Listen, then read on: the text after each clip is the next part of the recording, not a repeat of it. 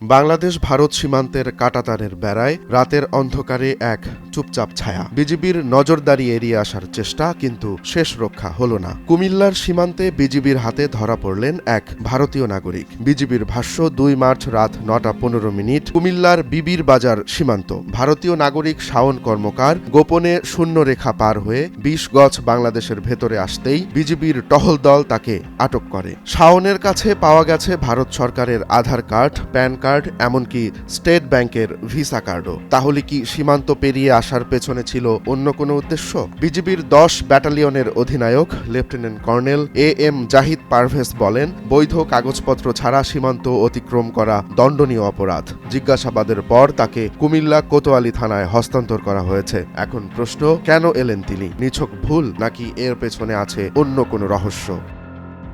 Romance Talukdar, Naya Diganta.